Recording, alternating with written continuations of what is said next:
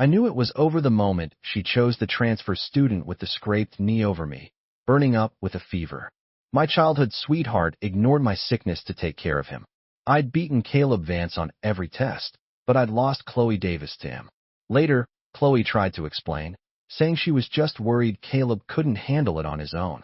I smiled and told her it was fine. You can't forgive someone for something you no longer care about.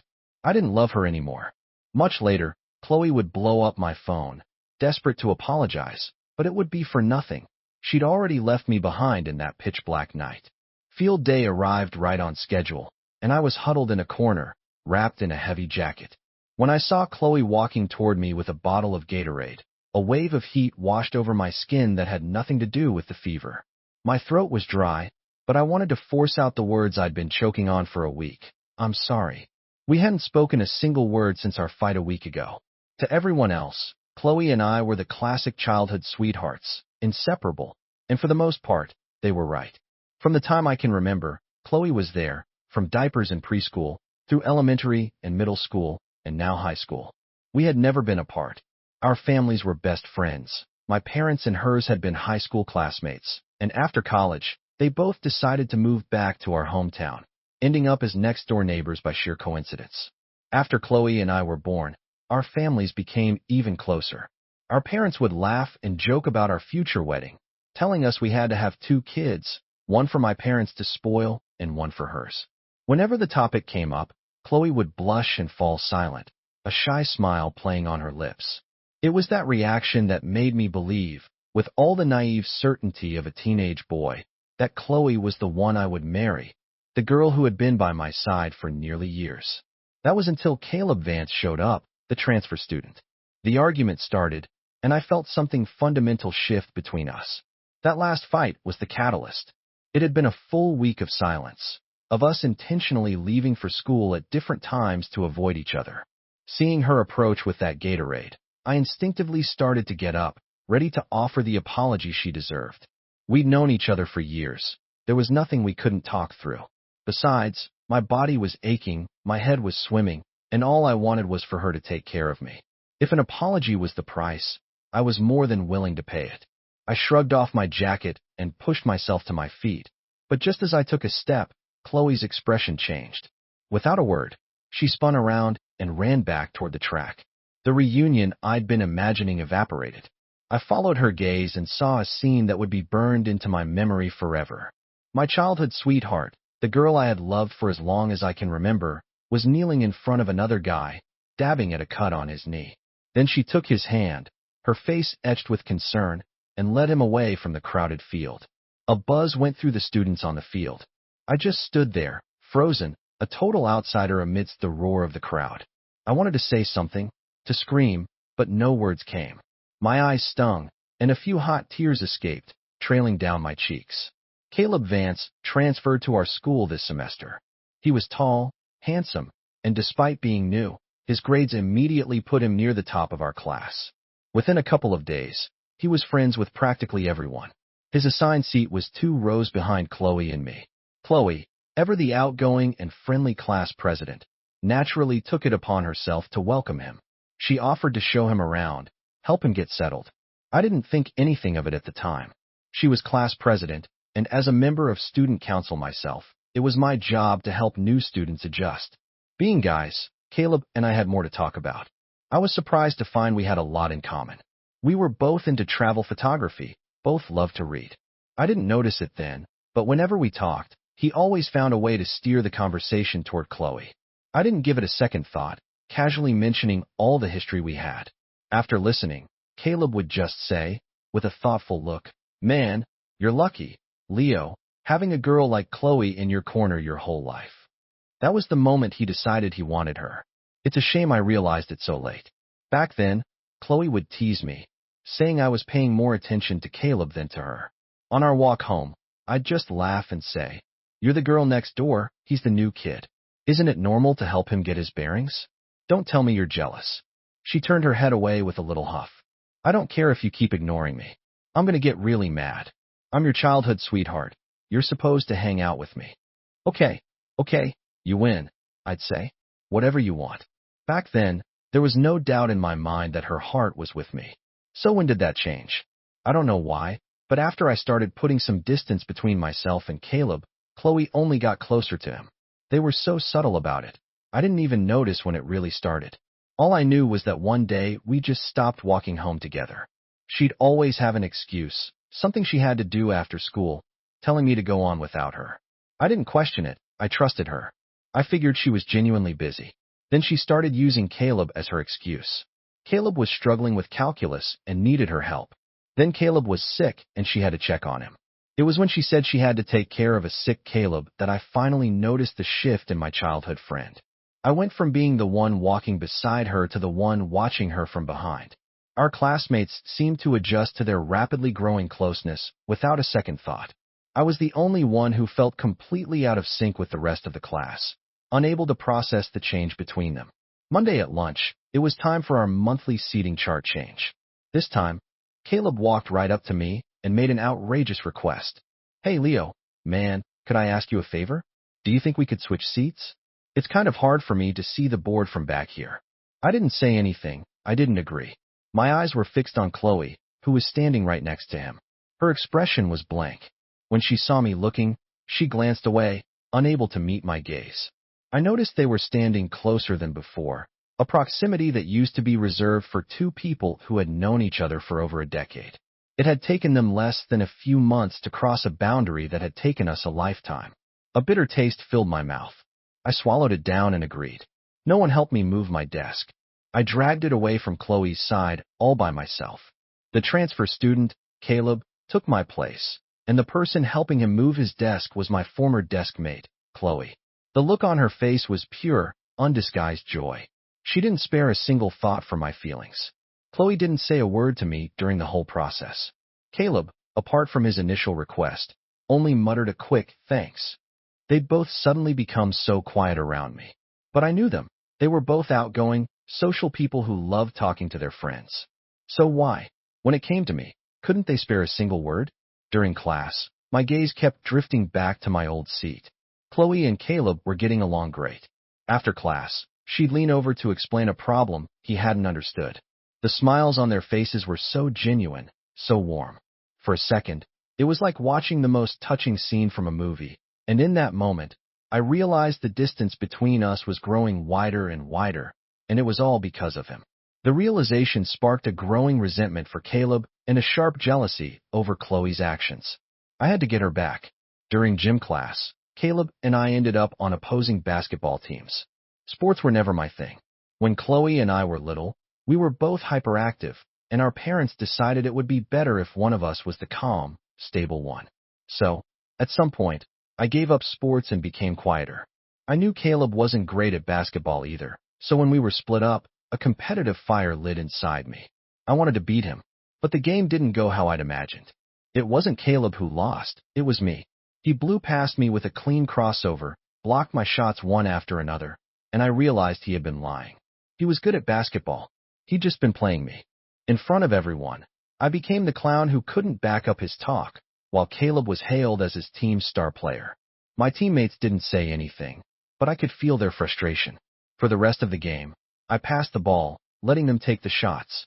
After the game, Caleb walked past me, pretending to be nonchalant, and whispered in my ear, "How's it feel, man, losing the game and the girl?" Rage surged through me. I finally saw his true colors. I threw a punch, hitting him squarely in the chest, trying to vent my fury. Just then, Chloe appeared. She rushed to Caleb's side, her face a mask of anxiety. "Are you okay? Are you hurt anywhere?" she asked him, fussing over him. But when she turned to me, her expression was so dark it sent a chill down my spine. I had only ever seen that look on her face twice before, and both times it was for me. The first was when I ignored her warnings, tried to show off, and ended up with a bloody knee. She had yelled at me then, purely out of concern. The second was in middle school, when some kids were bullying me. She'd worn that same expression, ready to fight for me. I never thought I'd see her that furious again, ready to go to war for someone. Only this time, it wasn't for me. It was for the guy standing next to her. The roar of field day was still echoing from outside, the noise leaking through the classroom windows. The room was empty. I walked back to my desk and dropped my head onto the cool surface. My body was on fire, my mind hazy. All I wanted was to sleep, to forget about Chloe and Caleb. But then an annoying voice cut through the quiet. Well, what's this? Did the princess ditch her knight in shining armor? Is the little knight heartbroken? I realized I wasn't alone. Ravencross was in the classroom too. I didn't have the energy to trade barbs with her. I just stared blankly at the bulletin board at the front of the room. The mural on it had been painted by Chloe and Caleb together. They looked so perfect working on it, like they truly belonged with each other. And here I was, hiding in the background, jealous of their happiness, like a clown begging for a scrap of attention. But it was no use, everything had changed. The truth was, the girl I'd known for over a decade had fallen for a guy who'd been here for a few months. A lifetime of quiet affection couldn't compete with a few months of fireworks. I let out a bitter laugh and let my head fall back onto the desk. Drifting off in the fog of sleep, I felt someone gently lift my head and put something in my mouth. Pills, probably, but I knew with a certainty that ached that whoever it wasn't Chloe. She would never treat me the way she treated Caleb. I didn't sleep for long. I was woken up by Chloe standing over me. Her eyebrows were knitted together in a frown as she watched me, looking like she wanted to say something but couldn't find the words. My throat felt like sandpaper. I started to get up to buy a bottle of water, but she grabbed my sleeve. You're burning up. Why didn't you go to the nurse? I didn't want to talk to her. I decided to use Caleb to end the conversation. You should go back to the nurse's office and take care of Caleb. I'm fine. You don't need to worry about me. Stop it, Leo. It's not what you think between me and Caleb. We're just friends. How could I ignore a friend who's hurt? Besides, you have a fever. If you don't get it checked out, it'll only get worse. And Caleb, he was worried about you. He asked me to come check on you. So it was Caleb. You only thought of me because he asked you to. A cynical smile touched my lips, and the last flicker of hope in my heart died out. One was a two-faced manipulator, the other was heartless. They were a perfect match. Realizing this, I reached into my backpack and pulled out what I'd prepared a while ago. It was a beautifully wrapped sky blue gift box, tied with a pink ribbon. Anyone could see it was a birthday present. Chloe's birthday was coming up. I'd spent a long time planning for it, buying her something I knew she'd love. But with the silent treatment and everything that had happened, I'd almost forgotten. Hearing her talk now brought it all back. I decided to give it to her. I couldn't remember the excitement I felt when I first bought it. Now all I wanted was to get this burden off my hands. Once this gift was gone, we would have no ties left. Let it all end here. I was so tired, I just needed to rest. I handed the box to her. My voice was low, heavy with finality. I probably can't make it to your party. Here's your gift a little early. Hope you don't mind. Holding the gift, Chloe's expression grew complicated. I wondered if she remembered our promise, made when we were kids, that we'd spend every single birthday together.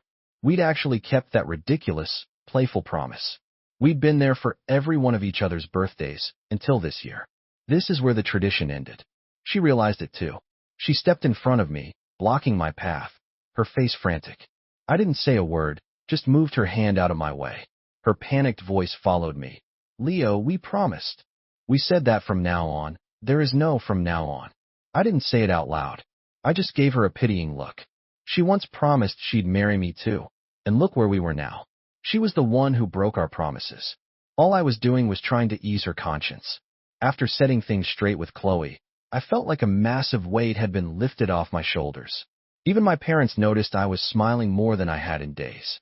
I'm an easy person to please. To put it bluntly, I'm content with a simple life. I'm never going to be a millionaire. Luckily, my parents are pretty laid back. They've saved up a decent nest egg over the years, so even if I accomplish nothing, my future wouldn't be too bleak. As parents, they know their kid best, so they never pushed me too hard about my future. As long as I was happy, that was enough. The one thing I'd done that really made them happy was telling them I wanted to go to an East Coast university after senior year, the same one Chloe wanted to go to. I remember Chloe's parents being thrilled when they heard, saying how we really couldn't be separated even for college. The old me would have looked at Chloe with a sweet, knowing smile. The me of today felt nothing but a dull ache when I thought about the past. So one day after school, I finally sat my parents down and told them I was giving up on the East Coast plan and changing my college applications. After a brief moment of surprise, they accepted it. They had seen the change in me over the past few days. They didn't ask too many questions, but just before I went to bed, my mom came into my room. "Leo," she said softly, "you've never asked us for anything your whole life. The only reason you wanted to go out of state was because Chloe wanted to. If you don't want to go anymore, that's okay. We support your decision. We just want you to be happy. Whatever happens, we'll be here for you. No matter how old you get, your parents are always your strongest support, your safest harbor."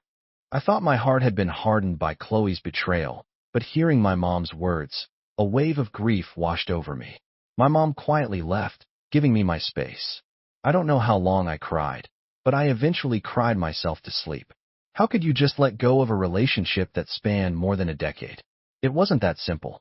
There was always going to be a period of pain. I don't know how long I was asleep before a frantic knocking on my bedroom door woke me up. I checked my phone. Not even. From the force of the knocking, I had a pretty good idea who it was. My expression soured. When I opened the door, Chloe was standing there, just as I'd expected. My mom was with her, looking at me with concern, then glancing uncertainly at Chloe. It was obvious she'd guessed what was going on, but she left the decision in my hands. "Mom, can Chloe and I talk alone for a minute?" At the sound of her full name, Chloe's face fell. I'd always just called her Chloe, never her full name. My mom's suspicions were clearly confirmed. The brief exchange got Chloe into my room. She seemed to have forgotten the formality of her name, her eyes fixed on me. "My birthday is in 2 days. I'm sorry, I can't make it. I already gave you your present, but happy birthday. I hope you and your friends have a great time." "Is that all you have to say?" "Yes." I shook my head, not wanting to drag this out. I thought my attitude made things perfectly clear, but she just stood by my bed, showing no intention of leaving. This wasn't the first time we'd fought. In the past, I was almost always the one to apologize first. Whenever she was in the wrong, she'd pull this exact move, stand there in silence, staring at me. This time, I wasn't going to apologize. I was curious to see how long she could keep up the silent treatment. I just watched her, but as I looked closer, I was surprised to see her eyes were slightly red and puffy, as if she'd been crying. I immediately assumed she and Caleb had gotten into a fight, but I had no desire to dig into why they fought or why she came to me right after. "Caleb and I had a fight," she finally said. "We fought because of you," she continued. "Why can't you two just get along, Leo? You never used to be like this." Her completely illogical statement was so absurd, I almost laughed. It reminded me of the fight that started our week of silence, a fight also caused by one of Caleb's seemingly innocent actions. Chloe was always lively and impulsive, getting into all sorts of trouble since we were kids. Looking back, that rebellious streak was always part of her, unlike my boring, predictable self. Caleb was just as impulsive and spontaneous as she was.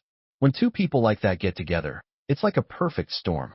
They were like two kites soaring in the sky, flying together, but they both forgot that no matter how high a kite flies, someone is always holding the string. Unchecked freedom eventually leads to disaster. But Chloe didn't seem to get that. So on my birthday last year, when I saw she was planning to go over to Caleb's house late at night, I confronted her. For the first time in a long time, we had a real argument. I asked her if she had any idea what it meant for a guy to invite a girl over to his house in the middle of the night. Her reply is seared into my memory. Every word, every bit of her tone is carved into my soul. "Caleb's not a creep like you, Leo. Don't project your own dirty thoughts onto him." After that fight, she actually apologized to me, a first. The reason was simple, and even if she hadn't told me, I could have guessed. What I had warned her about had come true. Caleb was even dirtier than she could have imagined. A few days later, Chloe's birthday arrived, and just as I'd said, I didn't go. It was the first time I'd ever missed her party. As Chloe's new best friend, Caleb was naturally there, right in the middle of the celebration at her house. I saw pictures on a friend's Instagram story, Chloe and Caleb standing close together, the affection in their eyes so obvious it was palpable even through the screen. Maybe our acting had been too good, because Chloe's parents hadn't noticed a thing. They still treated me the same way they always had, stopping by our house, acting like I was their own son. When I used the excuse of being sick to skip the party, Chloe's mom and dad came over together to check on me. Her mom patted my head, just like she used to. "I can't believe how big you've gotten, Leo." She had a gift for me, even though it was Chloe's birthday. They always got me a matching present every year. "When you didn't show up at Chloe's party, I knew you must be sick. Your uncle and I wanted to see how you were doing." This is for you. I managed a strained smile. Chloe's father, however, seemed to sense something was wrong. He'd been quiet since they arrived, just looking at me with a complicated expression. We didn't exchange a single word, a kind of silent understanding that can exist between men. As I walked them to the door, her dad sent her mom ahead and spoke to me for the first time. Leo, I've watched you grow up. I know you don't owe anyone anything, he sighed.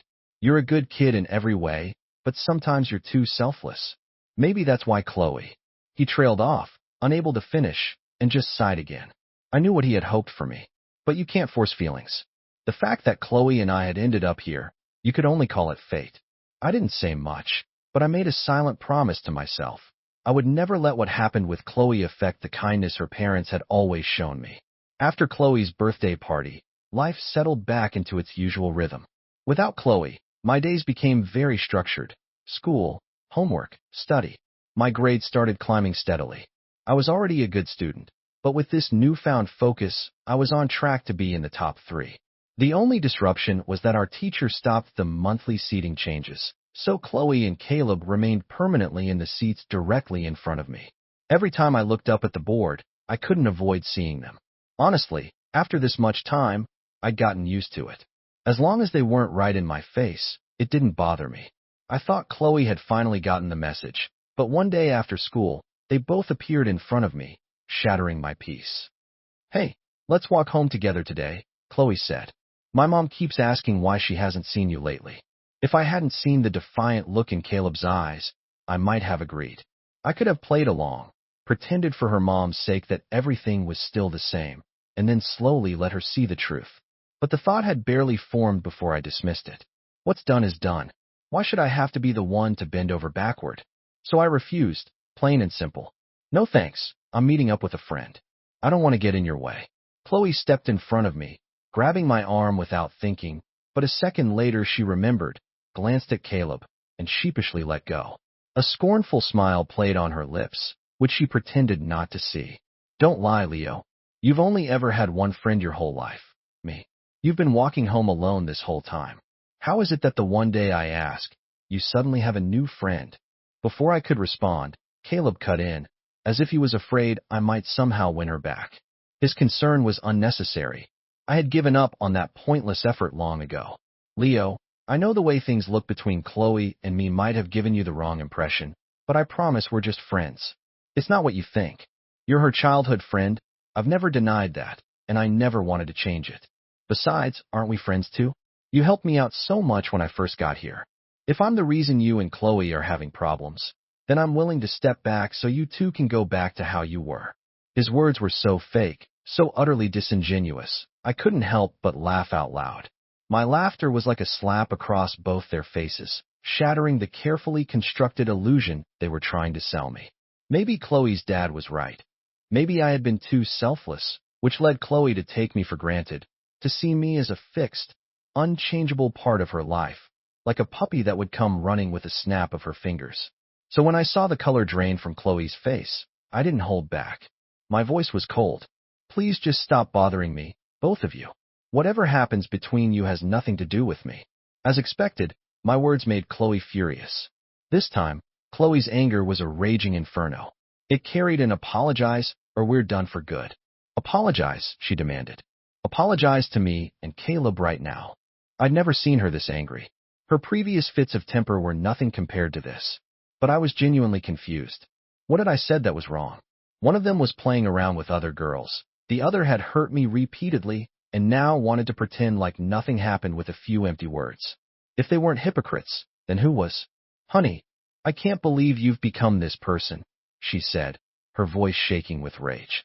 I've known you my whole life, and for the first time, I see how selfish and fake you are. Maybe I was wrong about you all along. Deep down, you're just a spoiled, entitled rich kid who knows nothing about real life.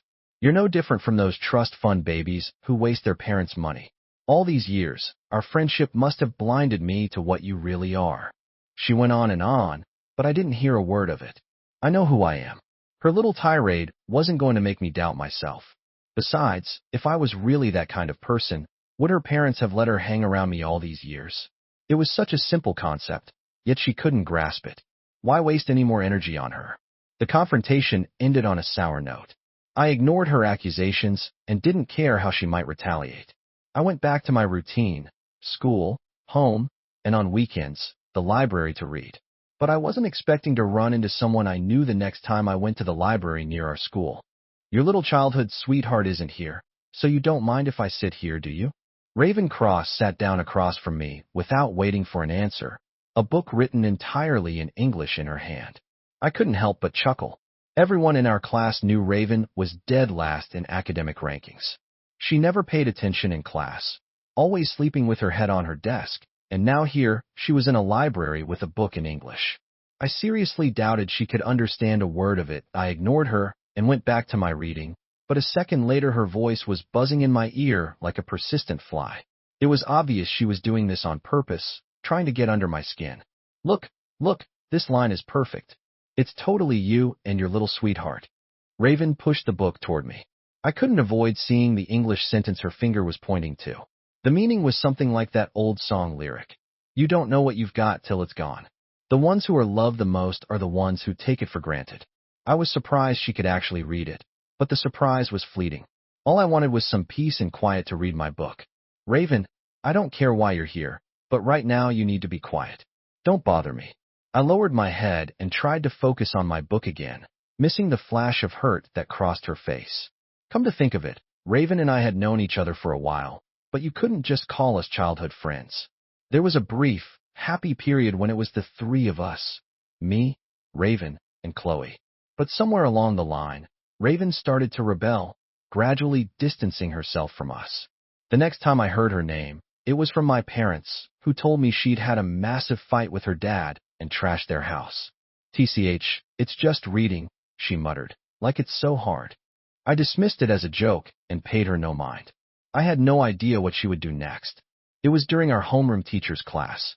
Just as the bell rang, Raven suddenly stood up and, in front of the entire class, asked the teacher if she could move her seat to be my desk mate.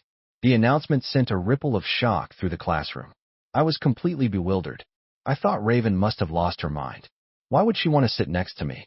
Had she noticed my grades improving and decided to sit next to me just to distract me? If that was her plan, it was a pretty low blow. I was about to object, but our teacher agreed far more quickly than I could react.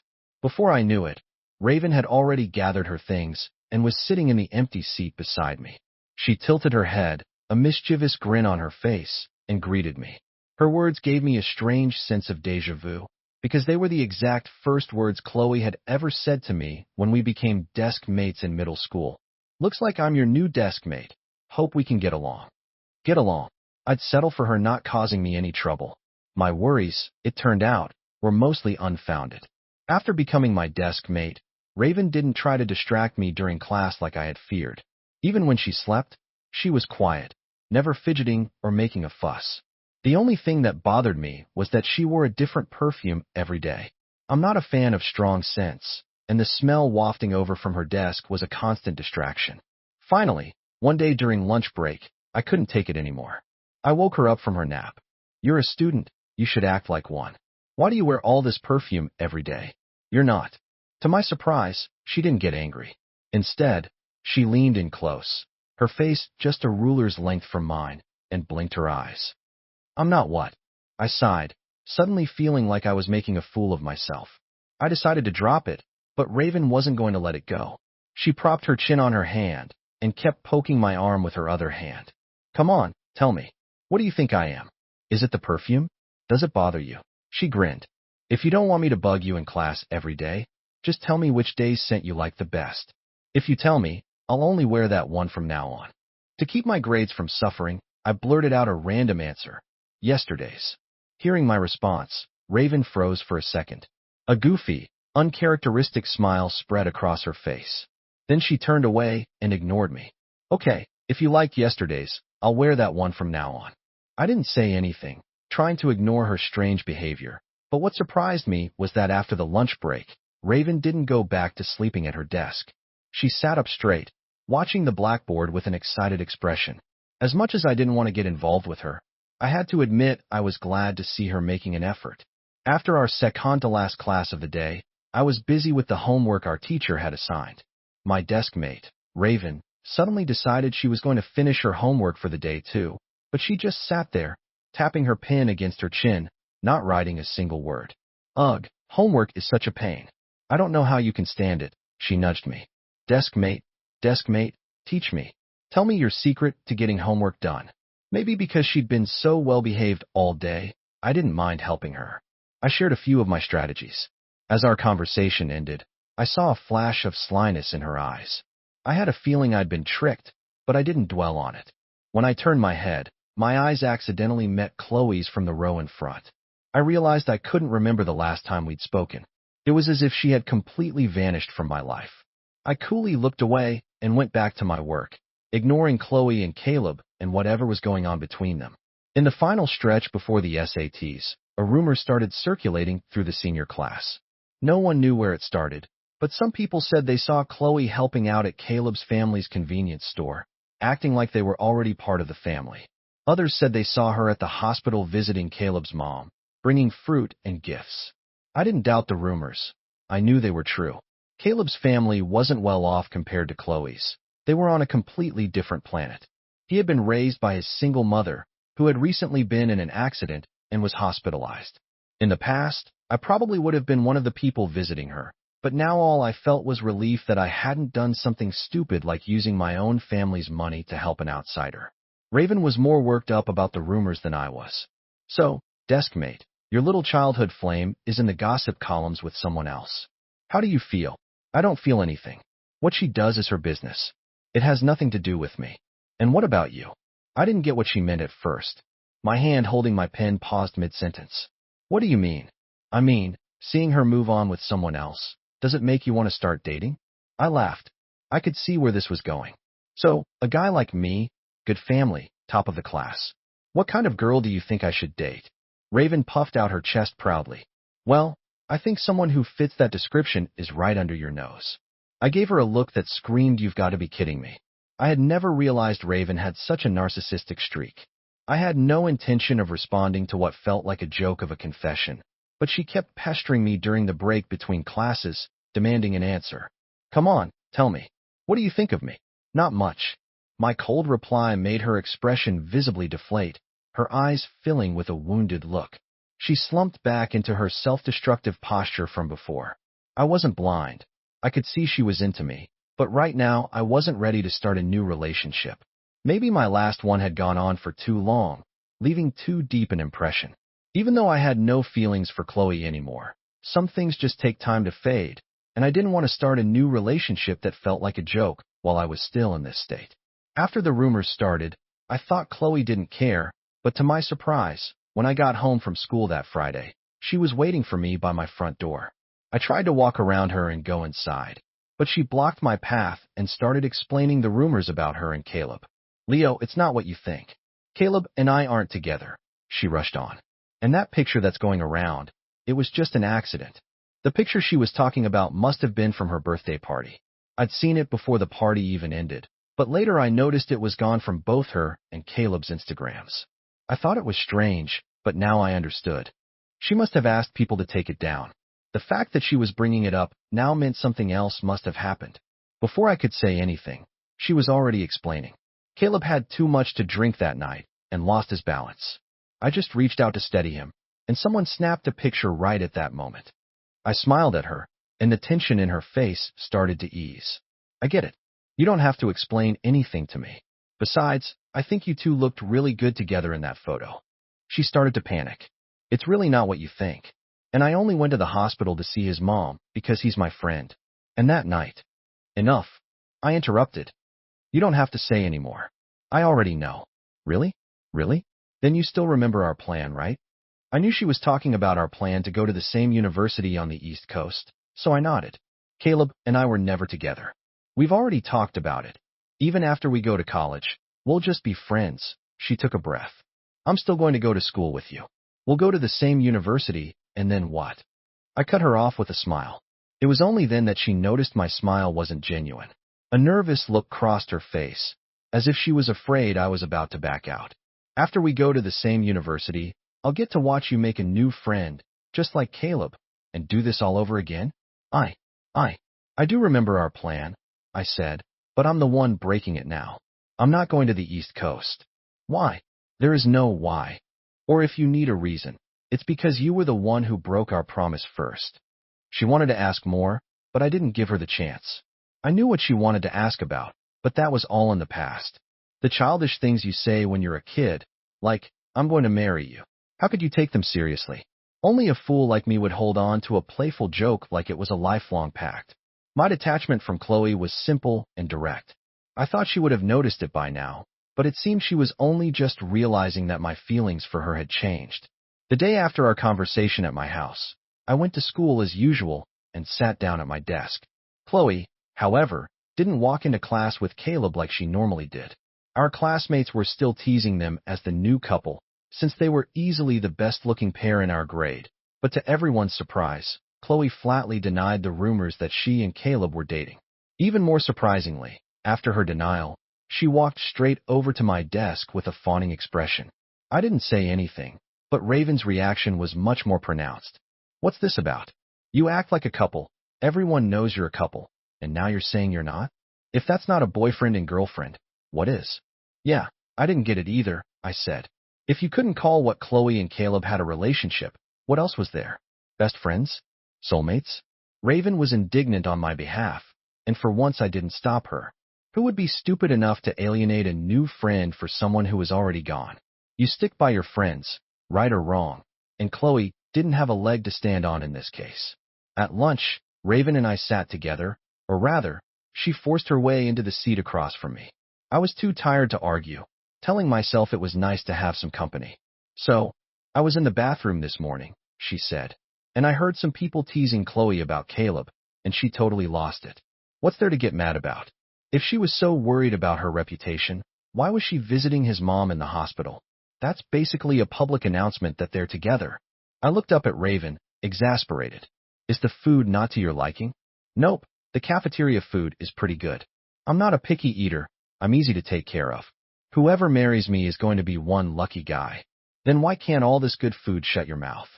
Seeing Raven speechless for once, my appetite improved. She started shoveling food into her mouth, muttering under her breath. Don't say I didn't warn you. Blind as a bat, can't see what's right in front of him.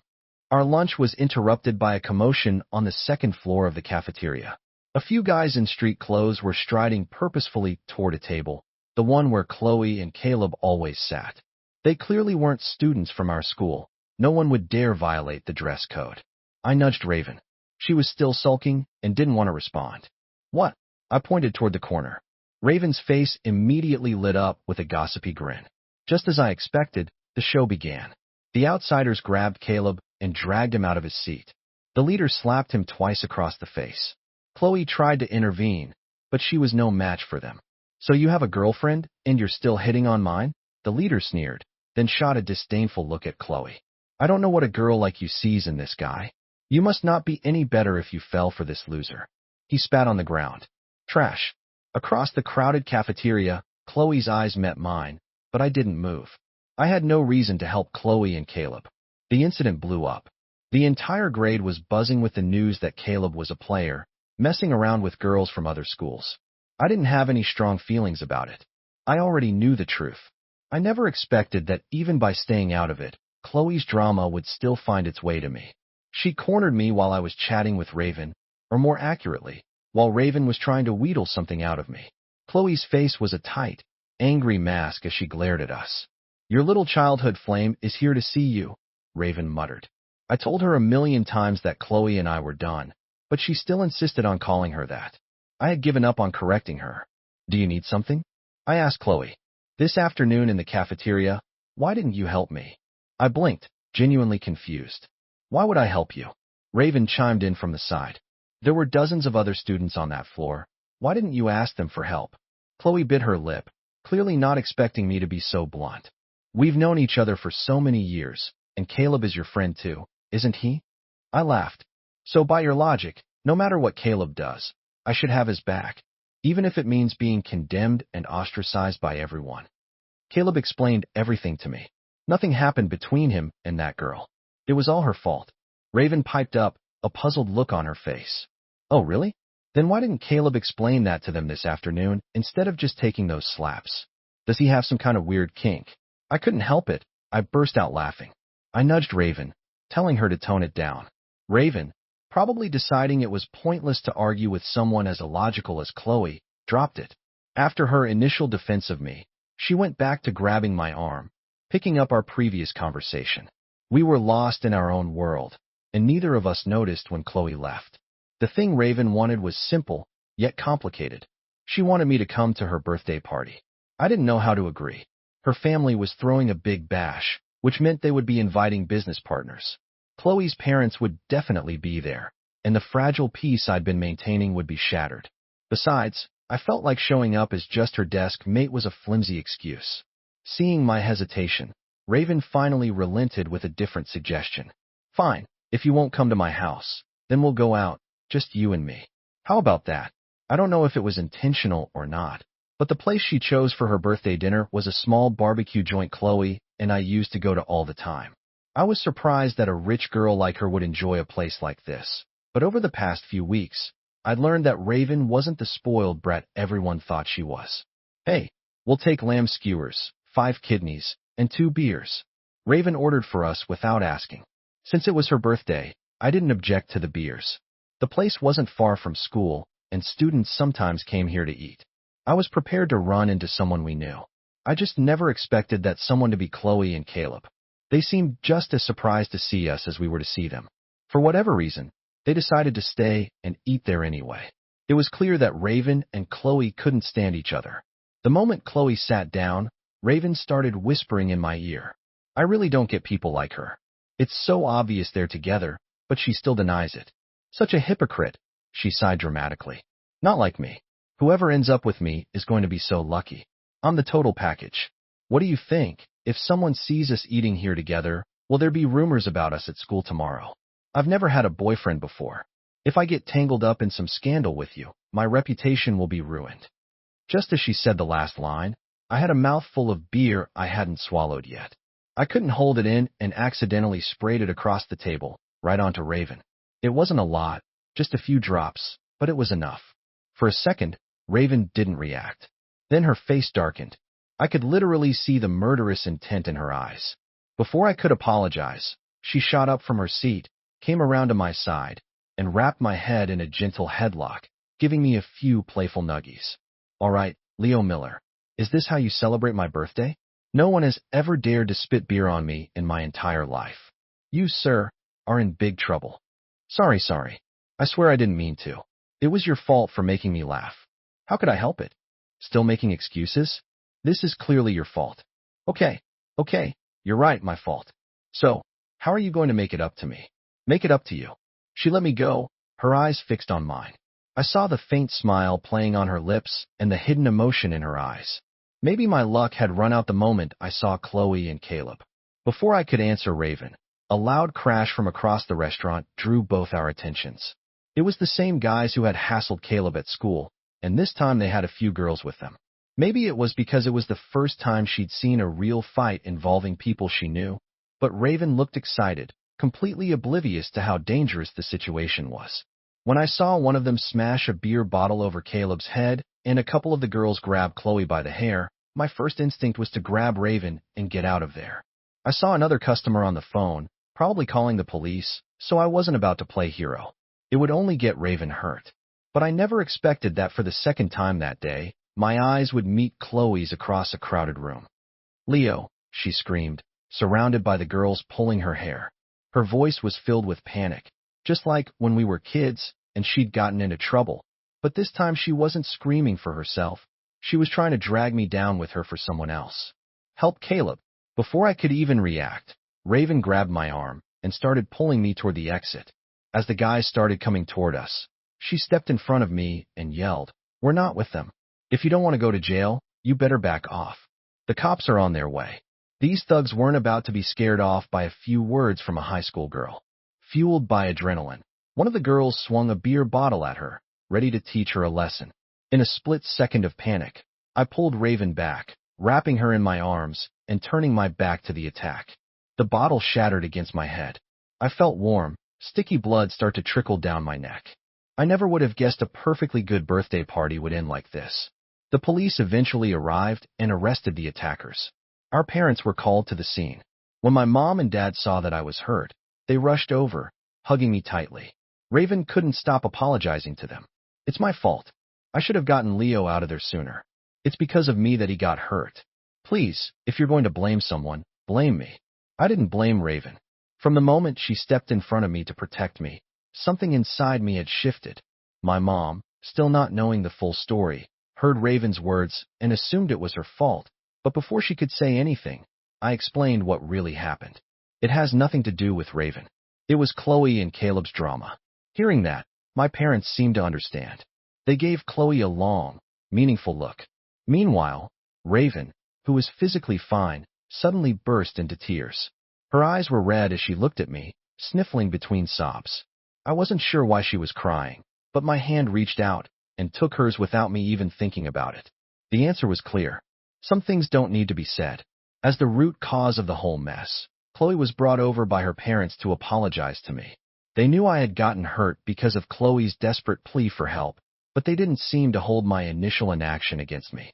Seeing the complicated look in her mom's eyes, I knew the illusion I had tried so hard to maintain was shattered. She knew things between Chloe and me had changed. You and Raven, you two? But Chloe's mom's next words made me realize it wasn't just that. She had seen me holding Raven's hand. Do you need something?